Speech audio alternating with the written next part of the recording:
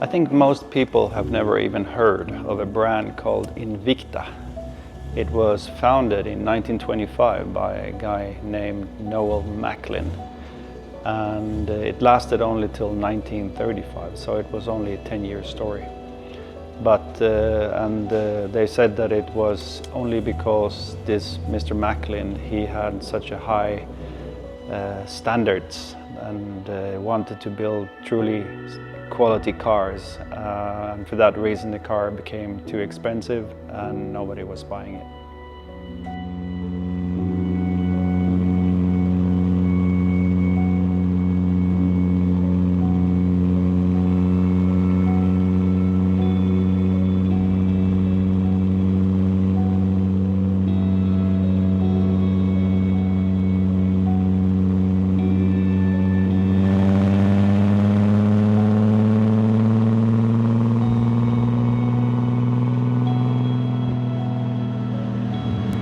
The particular Invicta car that we have here is quite special. It actually started in the Monte Carlo Rally both in 1933 and 1934. The name of the driver was Major Douglas Morris, and with the co-pilot, map reader or spare driver or whatever you want to call it was Fred Salmons. And At this time, the Monte Carlo Rally, it was set up a little bit different than it is today. So it worked like some cars, they started from some different cities and would drive from those cities all the way back to Monte Carlo. So some cars would be starting maybe from Paris, other from Athens. This particular Invicta that we have here, it actually started in Sweden and all the way up in a small town called Umeå. And it had from there, Umeå to Monte Carlo, approximately 3,700 kilometers to travel. But funny enough, it was mentioned in all the newspaper afterwards that Umeå was actually a privileged destination to start from despite the long distance, because the roads were so much better through Sweden. Like, for example, coming from Athens, which was like a similar distance but probably a lot tougher roads. But keep in mind, this is north of Sweden. It's the month of February. I can imagine back then probably 1 or maybe even 2 meters of snow. When you read all these articles about the Swedish articles about this event, they said that the roads were just perfectly plowed for the cars coming through Sweden.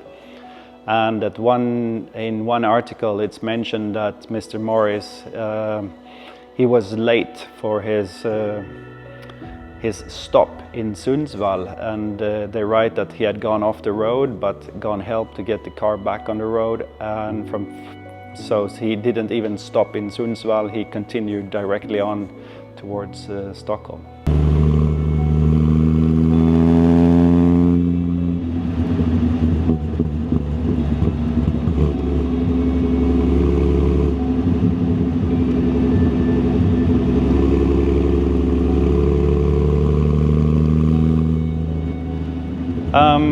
The car made it all the way to Monte Carlo. Unfortunately, it did not win any prize, neither 1933. Actually, in 1934 it won some sort of small prize. The judging of how you would win the competition was in several stages. It was both an endurance part, which is the part to get there, and then It was also how stylish, how elegant your car was, and also how comfortable your car would be to ride all the way. And also there was some special stages when you arrived in Monte Carlo to test the skills of the driver. I think one of the reasons why Mr. Morris and the Salmons picked this car was that Mr. Morris was the engineer. His family was engineers for building the Invicta cars. Mr. Salmons was coachmakers. They will build the bodies and the interiors. And 1932, another Invicta had won the Monte Carlo Rally, and that was Mr. Donald Healey.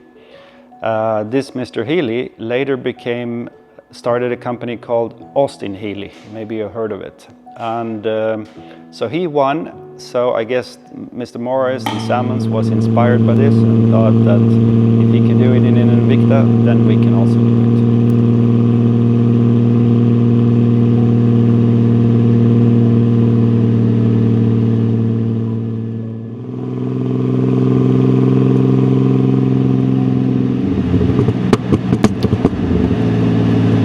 Mr.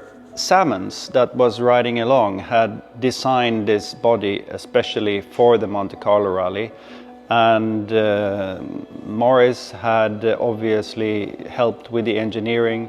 They together built this car especially for this rally.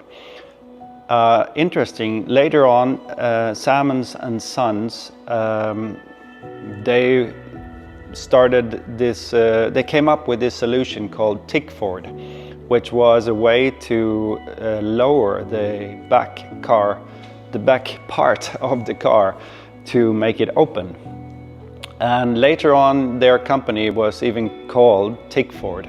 And later on it was bought again, and finally it ended up actually in Aston Martin. And then later on, actually, Mr. Morris, he founded the Invicta Club that is still around today. So after the Monte Carlo time, the car did some smaller races back in UK, and then it kind of disappeared. The story is then picked up many years later.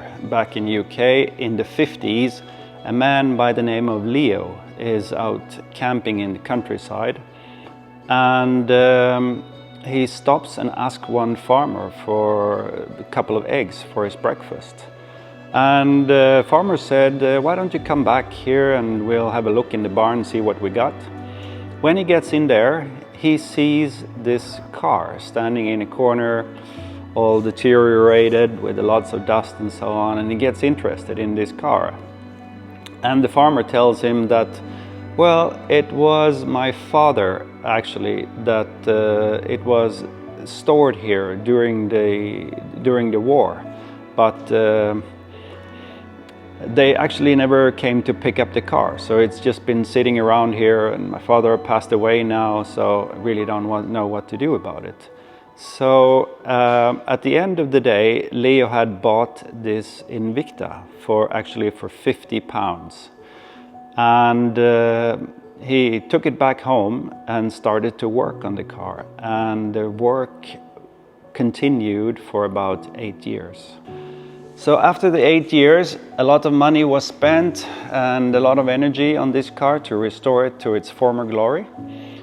And Leo and his wife, they started to use the car, and they took it to concourse events, and actually it said in the description they used it for weddings and even for movie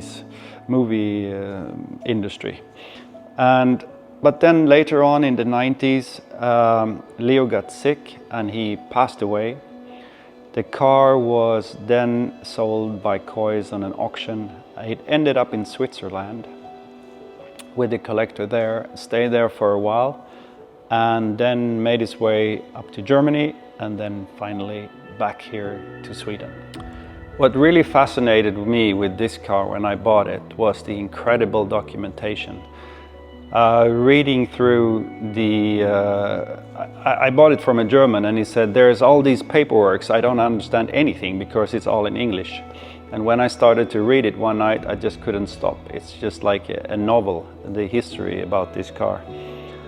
There is even the original instruction book, running and maintenance for Invicta cars.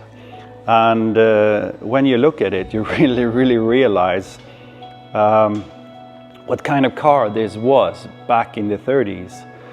You have here, for example, how to drive hill climbs and how to drive on the Brooklands racetrack.